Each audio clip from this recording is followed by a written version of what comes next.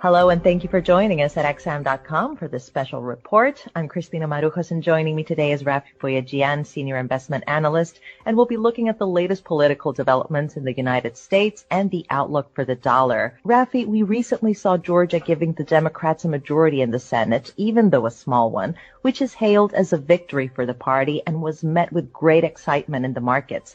Why is the Georgia runoff victory considered a game changer? Well, Christina, it is a game changer because up until that Georgia runoff, it was assumed that the Republicans would control the Senate, which would have meant that if the Democrats wanted to pass through important legislation, they would have required to have reached a bipartisan deal with the Republicans in order to get those bills approved. But now that the Democrats control the Senate in addition to the House, it means that it's going to be quite easy for the Democrats to pass through large spending bills, which the party supports and the Republicans oppose, because the Republicans traditionally don't like running big deficits. So now it's going to be quite easy for President-elect Joe Biden to push through his legislative agenda. In particular, he sees it as a top priority to provide more help for millions of businesses and individuals afflicted by the pandemic. So the expectations by the markets are that we're going to see more large fiscal packages being approved over the coming year. Now, the Fed has repeatedly given downbeat assessments of the economy, and yet Biden's presidential victory has investors anticipating for bigger stimulus packages. How will this affect the dollar? Well, the Fed has already committed to keeping rates low, and also they've signaled that they are willing to tolerate higher inflation.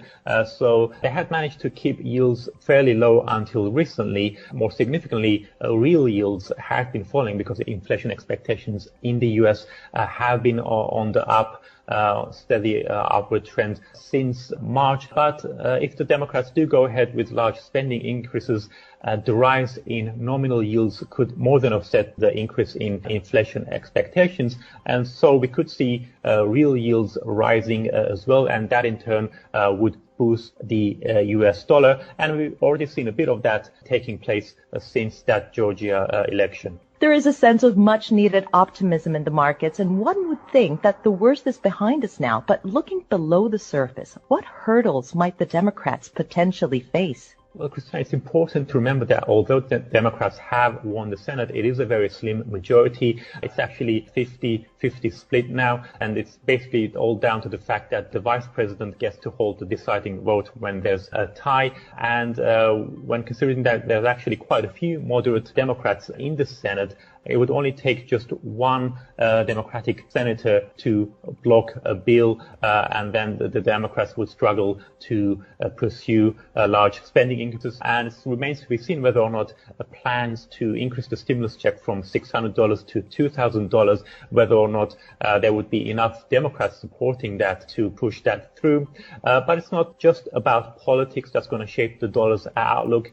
It's worth remembering that the pandemic is far from over, and much will depend on the relative speed of the vaccine rollouts in the US and in other countries as well. If you said other countries are doing a better job than the US in going ahead with the vaccine rollouts, then that would be negative for the US dollar. On the other hand, if Biden is successful in speeding up vaccinations in the US and is also successful in passing through more big stimulus bills, then it's going to be hard to remain bearish for the US dollar if we see such a scenario. Rafi, thank you for joining me today. This was a special report on the US political developments and the dollar. Thanks for watching at XM.com.